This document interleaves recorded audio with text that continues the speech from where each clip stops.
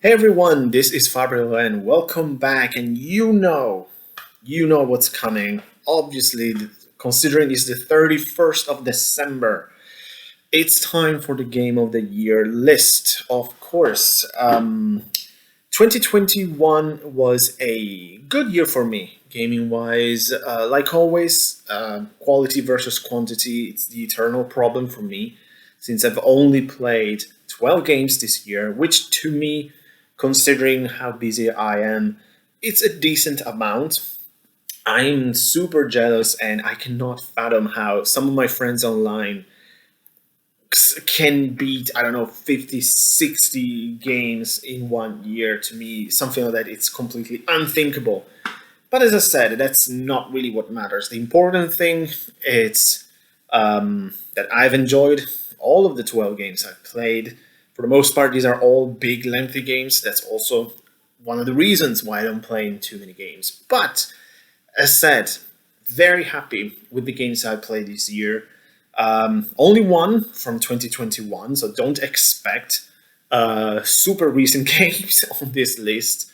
Though I play only one proper retro game. So there is a bit of everything. Obviously, you know me, RPGs are going to dominate this list. So again, no surprises really. But as said, really happy. And to be honest, I had some issues putting together this list because, as said, like I enjoyed all the games. And the problem with these lists, it's always saying like this is better than this other one. Why? How? It's just a matter of details. So it's because I have to rank them, it's kind of hard. So I had some issues, but I think I got a definitive list. Unfortunately, with I think two games on this list, I will not be able to show you. One because it was a digital game, and the other one I lent a copy of said game to my friend here in Italy. So without further ado, let's start with the GOTY, the my personal favorite games of 2021. We're starting with an interesting one, I have to say. It's weird that this game is on the at the bottom of my list because at number 12 we have Panzer Dragoon, the Switch remake. Um, it's at the bottom of my list for one simple reason because I absolutely love this game and I absolutely adore the Panzer Dragoon series. So you might ask, why is it at the bottom? Well, it took me less than an hour to finish this game, and I really had a tough time to put it above all the other games that I played this year, some of which I spent 70 or plus hours, even more in some cases. I mean, even 100 hours in one case. How can this game be above those? To me, it doesn't make sense. It I don't know if. Definitely let me know what you think about this because, as I said, I think I spent 55 to 59 minutes with this. I knew exactly what it was, of course. It's on rail shooter, so shooters are not lengthy games. But because of that, say, is it right for this game to be, say, at the middle of my list above big RPGs where I spent, I don't know, 60 hours on? It really didn't feel right to me, but I'm very interested to know what you think about it. But I love this so much. Got it from Limited Run. Obviously, I really hope that they're going to make the sequel as a remake like this, like Panzer Dragoons Vi. Maybe I might be wrong. I think I've read somewhere that they're working on it. Who knows? But if we're gonna get both Panzer Dragoon games, I'll be very happy. I know we're never gonna get Saga. I don't know why, but it's never gonna happen. But to have a remake of the first two games, I would be super happy. Maybe even Orta, that would be amazing, considering how fantastic that game is. So we're starting with a bang, and there's a controversy. But at number 12, Panzer Dragoon HD, I think, or at least Panzer Dragoon Remake, fantastic start. At number 11, one of the two games I cannot show you because I don't even own it, and that is Mega Man 6 on the NES, though I played it on the PlayStation 4 via the Legacy Collection. A bit of background for this. A couple of months ago, at least, because I played it very. It's one of the one of the last games I played this year. But my best, since I moved back to Italy, I've been in contact with my best friend very often, which it's been fantastic, obviously. And one of the things is I'm also have the chance of spending some time with his son, who is now 6, I believe, which is ridiculous, but which is great, obviously, because he's always very happy to see his uncle from England. But one day they were visiting me here at home, and the two of us had this idea to show him, oh, these are the games we used to play when we were your age. And the most easy way to show it was, I was like, well, we can play Mega Man, of course. So we play a bit of Mega Man 2 and 3. He was a bit perplexed, but the best thing is, like, he loved it. He absolutely loved it. In fact, that same night, my best friend sent me a picture of the Legacy Collection on PSP. It was like, he was begging for some more Mega Man. And now he's obsessed with it. In fact, my friend texted me once and said, like, we created a monster. He only wants to play Mega Man. That's great. I already teased him and say, like, if you're ready, I can show you Mega Man X, which is something completely different and better than the first 6 Mega Man. But the cool thing is, I'm pretty sure that Mega Man 4, 5, and 6, 5 and 6 for sure, I'm not sure about 4, but those two were never released in Europe, so I never played them. And to be honest, Mega Man 6 didn't feel as special and polished, or well polished, we might say, as the first 3 Mega Man games. I still need to play 4, and that's the game when they introduce the charge shot or whatever.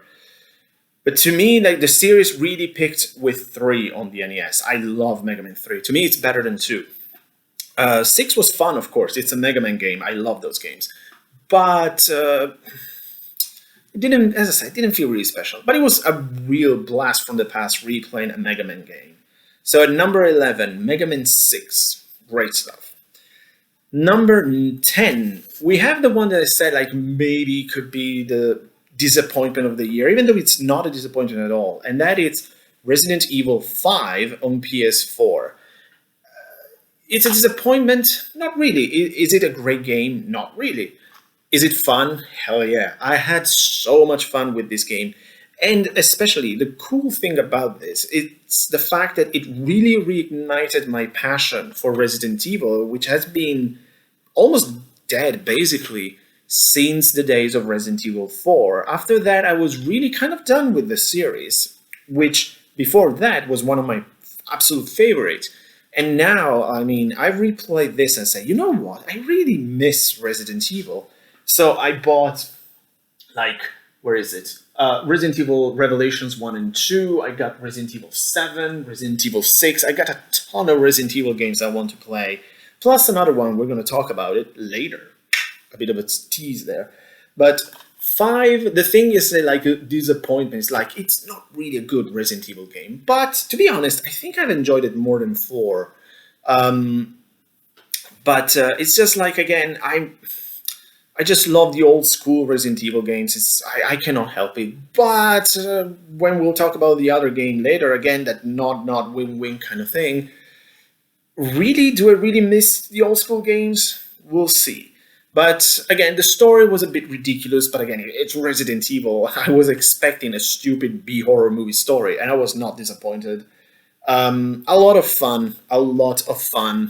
So cannot wait to play more Resident Evil game in 2022, for sure. They are the perfect palate cleanser for me. So get ready to see more Resident Evil games for me in the future. So at number 10, Resident Evil 5. A weird Resident Evil game, but a lot of fun. And great stuff that it made me passionate again about on one of my favorite series. Number 9, I'm perplexed this is this low, but there's nothing I can do considering like how much I love the rest of the games I played this year. To see Wolfenstein the New Order just at number 9, it's ridiculous. This is one of the best first-person shooter ever played. I love the Wolfenstein series. It's my favorite first-person shooter series ever. And this was amazing. I mean, it took me a long time to get to this, but finally I was able to play it, beat it, and all the time I played this, I had like a big grin on my face. It was so much fun. And also like the thing they try to add a sort of cool story. I mean, the alternative history plot with the Nazis winning World War II, that's great. We all love that. I mean, it has a sort of Men on the High Castle kind of vibe in a way, when you can see in the background like the project to colonize Venus. I mean, that's great. I love it. They also try to give Blazkowicz, the protagonist of the series, a bit of a personality. Again, that's good. I appreciate the kind of stuff, especially for a first-person shooter. But I just love this fight against the Nazis and all of that. I cannot wait to play more Wolfenstein in the future. But again, a bit surprised it's just number 9, but it gives an idea of how much I love the other games I played. But oof, this was a great deal of fun. If you haven't played it, just do it. It's amazing. So number 9, Wolfenstein the New Order. Number 8, again, this is a big game, and couldn't get as high as this. The Witcher 3, Wild Hunt. First thing first, it's amazing to have this on the go. To play this game on the Switch, it's simply incredible. The thing I have to say, this was very interesting because I remember reading on a magazine a list on the best RPG of all time, and this was number 1. Now that I've played it, I would say, according to me, of course, I would say no, it's not the best, but it's a really good one. It's a fantastic Western RPG, if we want to do that categorization. But this is absolutely a great game. I haven't played the previous 2 Witcher game, nor I don't really want to do it, but I wouldn't mind go back to this in the future. But again, I have a big... I'm really against, in a way. It's not by choice, by practicality. I'm really against replaying games because I have so many that I need to play. So we'll see. I wouldn't mind because I was okay with the ending, but I think I could get a better one. But the thing is, I wasn't exactly in love with the main story of the game. I find it a bit generic, if I have to be honest. That's just me. What I loved about this are the characters were fantastic. The combat was a lot of fun. Like at the moment, I'm playing Dragon Age Inquisition, and I wish the combat was just as fun as this. I mean, I'm okay with it. It's good, it's fun, everything. But the game needs like a dodge button like this, like Witcher 3. The music was great. I love the environment and everything. And some of the side quests were amazing, were really, really good. Much better than the main story. So a really, really good Western RPG. I'm super happy to have finally played it. And I have to say, it's incredible to have this on the Switch. And it's kind of the proof that you can have about everything on the Nintendo Switch. And so yeah, make more games or port more games to the Switch, because portability will always make the game better. Number 7, this was one of the 2. Should I reward Witcher 3 or this other game? And decided to go for this, which is Persona 5 Strikers. And no, I haven't played Persona 5 proper yet. I got the Royal somewhere there, and I'm scared as shit to play a 100 plus hours game on the PS4, but I've decided it's gonna happen this year for sure, whenever I'll be ready. But I'm gonna play Persona 5 because I really want to. After I play this, and especially Persona Q2, I really want to play 5. But let's talk about Strikers. This was a lot of fun. I wasn't exactly in love with the combat system because I'm sick and tired of Dynasty Warriors games. But I have to say, I like the twist they gave this, and that it's like including the Personas and Shin Megami Tensei elements to a Muso, if we want to be cool, style of gameplay. And because of that, it made the combat a lot more bearable and less generic and boring than a regular Dynasty Warrior game. But still, I was like, again, I'm not a fan. And also, I was so sick and tired of constantly running out of SPs, especially during boss fight. That was really annoying. But on the positive, everything else about this is great. I mean, I love this cast of characters, even without playing Persona 5. Imagine that. Between Q2 and this, I love them. And also the idea of the road trip through Japan with this cast of characters, that's amazing. I love that so much. It was so much fun. They had amazing interaction. And as I say, I just like the idea. Plus, the main story, it's actually really good with the new character and everything. Also, I love the style of Persona 5 in general. So I wish Atlus would remake some older games with this style, not the gameplay, but the style. Say, for example, Soul Hackers or other SMT games, either remake or sequels, but with this style would be so cool. I love it. So more of this, please, Atlus. But at number 7, Persona 5 Strikers are a lot of fun. And fine trivia there. The only 2021 game I played this year. Number 6, we're gonna go retro for a moment because I was finally able to finish a game that was bugging me for, I don't know, 20 years or something. And that is the original Wild Arms on PlayStation 1. I forgot how much I loved this game because I played it a bit later when it was a bit after its release. I think it was like I played this in 1999, 1998, something like that. I don't remember. But I wasn't able to finish it because I got lost, basically. And no wonder, I mean, sometimes this game is very cryptic, especially like the second half of the game, very, very much, because you don't have anything telling you where you're supposed to go. I mean, you have to remember, okay, I have to go there, do this and this, okay.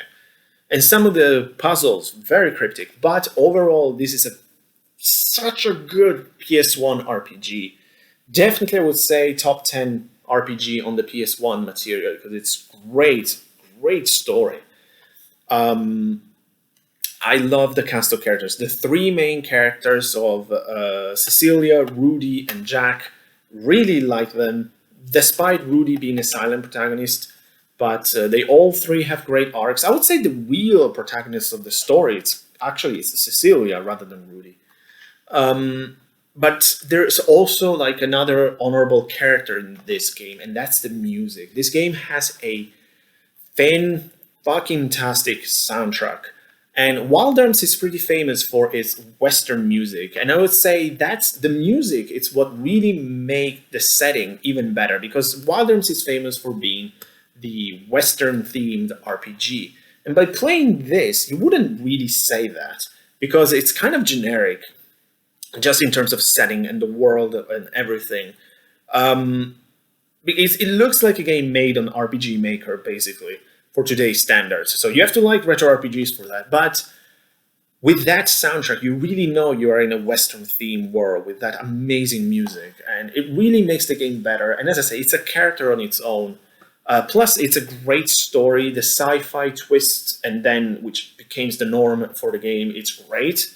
So I'm super happy to have finally finished this. It took me 20-something years, but I'm finally able to do it. It's a great victory over the backlog. So at number 6, we have a fantastic blast from the past with Wild Arms. It's highly recommended. I would love to play the remake on PS2, but unfortunately it's super expensive and it was not released in Europe, obviously, so never mind. But at least I played the original, and I loved it. Number 5, because here we had another... it was difficult choosing between the next 2 games, and in the end I decided to give the nod to this one, to the next one instead of this one, and it's again I cannot show you because I played it digitally on my Vita, and that is Persona 3 Portable. Wow, what a game. Since last year, mainly because of Persona Q2, I became fully a fan of SMT and Persona. Because of that, I decided I want to play more games. And of course, one big game that was missing, besides Persona 5, but there is a reason for that, of course, was Persona 3. After I already played 4 Golden, so I say, well, I need to play 3, of course, and the only option was 3 Portable on the Vita, because there's no way I'm going to spend that kind of money on a PSP game. And also because I specifically chosen the portable version because you can play as the female protagonist. And that's because after I played Persona Q2, I really wanted to experience her story because the female protagonist Persona 3, it's currently my favorite Persona character. The only one can almost, like, it's almost at her same level, it's Kanji from 4 Golden. Ah, that guy is amazing. But yeah, I absolutely loved her in Persona Q2. She was amazing. I said, obviously, I'm going to play as her. And it also kind of makes more sense, in my opinion, considering like the relationship with a certain character. It makes much more sense to me. Obviously, technically should replay the game as the male protagonist, but there's no way that's going to happen. So, but absolutely loved it. I'd say it's a bit of a slow start, a slow burner a little bit, but I would say by the halfway point or something, there was no stopping. Also because the portable version is really bare bones. I mean, it's almost like a visual novel, but once you go into Tartarus, it's resembling more of an RPG. Also, like the music was good. I absolutely love the boss battle music. Really, really good, cool theme. I love that, especially with those big drums and guitars. Love that.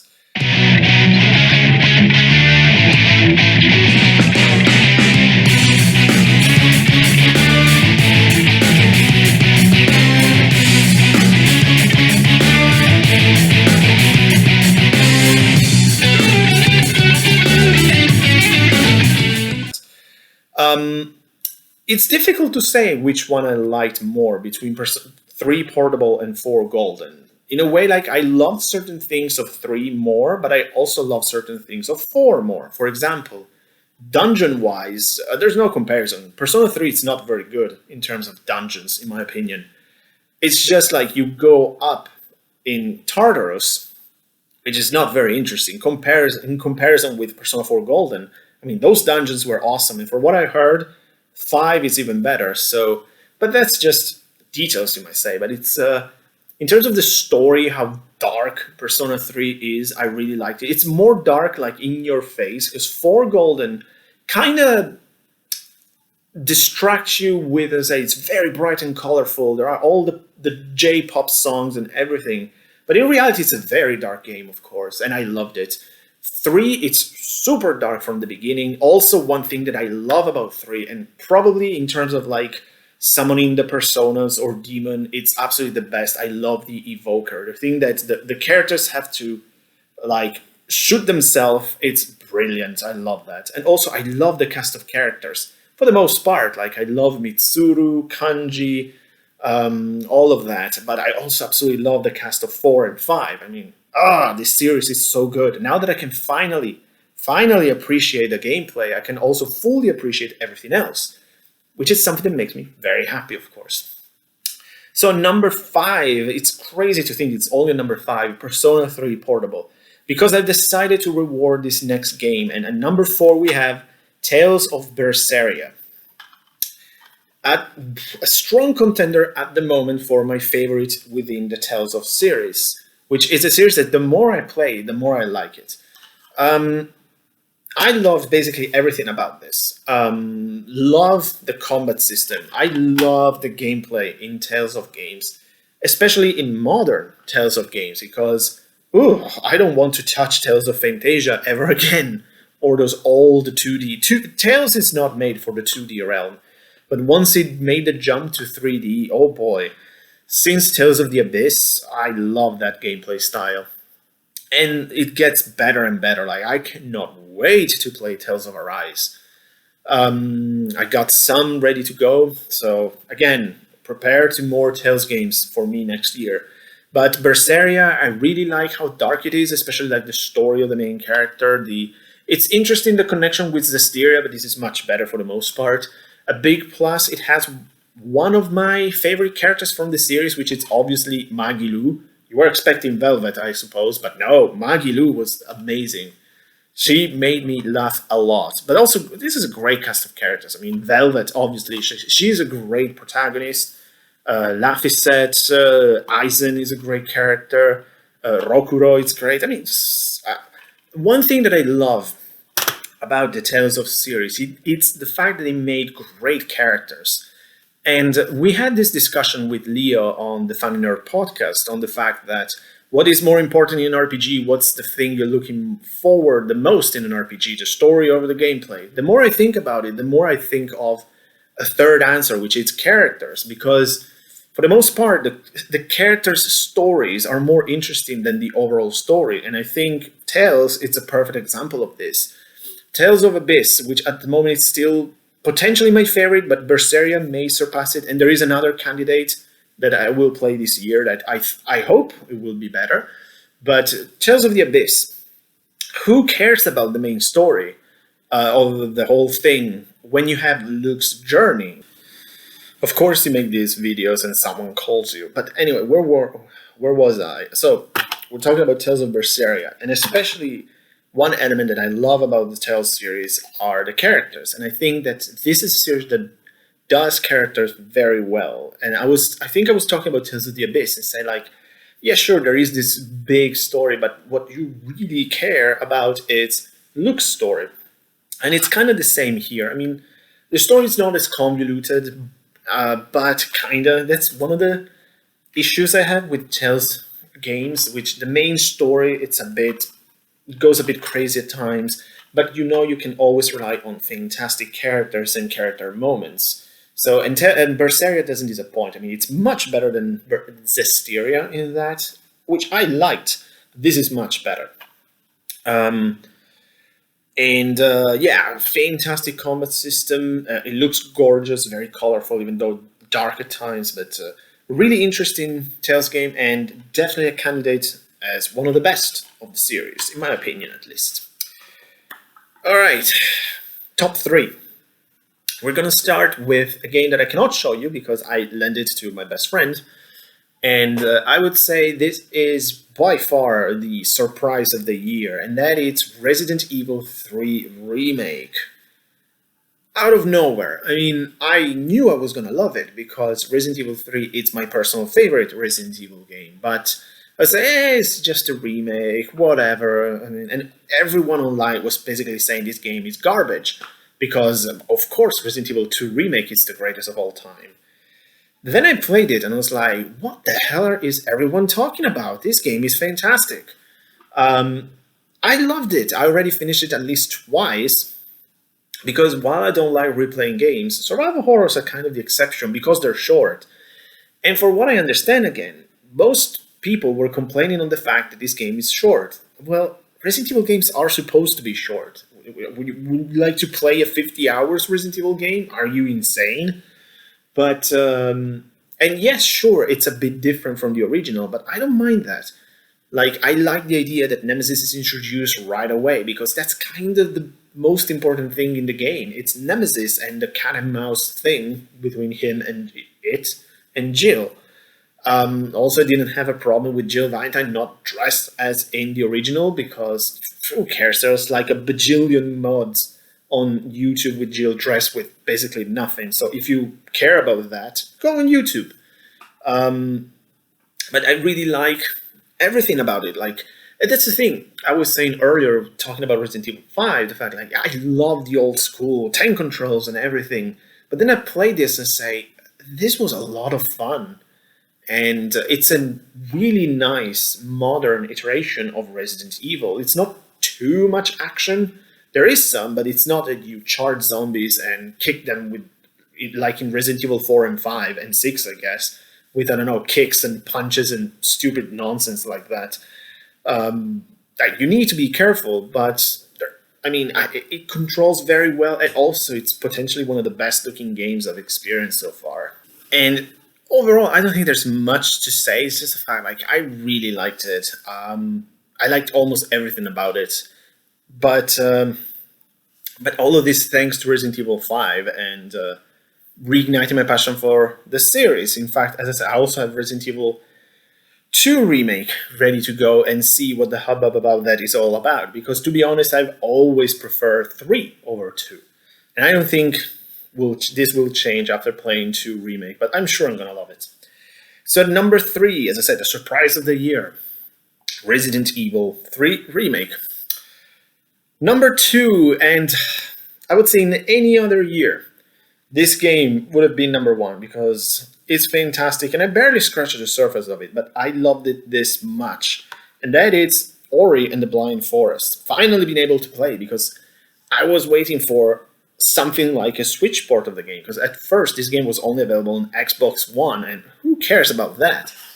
But now, finally, I was able to play it, and this is one of the best Metroidvania games I ever played, if not the best, potentially. I mean, the controls and gameplay, it's perfect. The game looks absolutely gorgeous, and it's breathtaking on the Switch. I love the music, and as I said, like, it's basically a perfect game. And rather than number two, you can argue this is 1.5. I love everything. I died hundreds of times with this, but I love the challenge. The fact that you can infinite continues really helps. But love to explore the forest. I know there's still a section of the game that I need to explore and play through, because it's not a negative, of course, it's just a small detail. It kind of ended abruptly for me. Like, oh, okay, it's finished. I didn't expect it. Because I say, that's probably another part of the game I have to do before the end. Instead, as I say, it ended. And I didn't expect it. But as I say, it's certainly not a problem with the game. But it's a absolutely fantastic game. As I said, like, if you like Metroidvania games, if you haven't played this already, this is absolutely a must. And the fact that it's on the Switch, finally, it's a huge plus. I already got Will o' the Wisps ready to go, which I will obviously play in 2022 when I'll need a break from RPGs. Alas, Ori, as much as I loved it, couldn't made it to the top. It's really, really close. But how can you be number one when you have a game like Trails of Cold Steel 4? Of course, my number one. What a shocker. I already mentioned this on the Funny Nerd podcast, talking about our game of the year, but I'll say it again. I mean, how can this not be my number one? I mean, I love the Legend of Heroes series. It's my current favorite JRPG series. And considering what Cold Steel 4 is, I mean, obviously it's my game of the year. This is the culmination of so much, of so many years. And it's the end of a story that started 8 games prior. The fact that everything that started in Legend of Heroes, Trails in the Sky first chapter, finally got its resolution here. It's insane. I never experienced anything like this. I don't even know if anything like this with such a scope has ever been attempted within an RPG. Certainly, I mean, not 8 consecutive games, all interconnected. Absolutely mind-blowing. And this game, it's so over the top at times, so epic when you have these huge battles between the Divine Knights, this big mecha, because of course this game is also filled with anime tropes, and I love every second of it. Managed to find a game that made me broke the 100 hours mark. Almost 120 to be precise. And it's so good. I mean, where do I even start? Like, the combat system, fantastic, but it's the same from 1, basically. Maybe a bit twinkles here and there. An phenomenal cast of characters. I mean, personally, of course, it's not that I would make some changes here and there. Like, for example, I don't see the point of having Estelle in here, but obviously it's Estelle. I mean, it's great to see her, but story-wise, I would have preferred some other things, but these are minor details. But I mean, the conclusion of Reen's journey, the story of Class 7 and New Class 7, everything got its resolution here, and we're ready now to move to the next part of the saga of the Zemuria continent. We got Tales of Revere coming, then we'll have Kuro no Kiseki, the new arc that will start to explore Calvard and their side of the story. Cannot wait. And also, obviously, the release of the Crossbell games About Time on the Switch with Zero and Ao no Kiseki in the next couple of years. So we're going to have a ton of Legend of Heroes games ahead of us for the next 10 years, I don't know. So we're set for the future. But in the meanwhile, it's great to have a conclusion for this first, I would say, half of the story, which started all those years ago on the PlayStation Portable with Tears in the Sky, first chapter, and it's all comes down to this, and this is an absolute must. I mean, it's one of the best JRPGs ever experienced. Especially, you have to play the entire saga to fully experience the grandiose and epic ending of Cold Steel 4, but it's kind of a no-brainer, naturally. And again, you kind of have to play the previous 5 games to fully enjoy the story and know all the references and quotations and stuff. It's probably enough to play Cold Steel 1 through 4, but my goodness, how can this not be my number 1? I mean, no surprises, but come on, it's Cold Steel 4. Of course it's my game of the year. So there you have it. My list for the best games in 2021. Definitely let me know what you think. Leave comments. What are your games of 2021? I'll be very curious to know. But in the meanwhile, thanks so much for watching. Have a great 2022, of course, and I'll see you soon. Take care.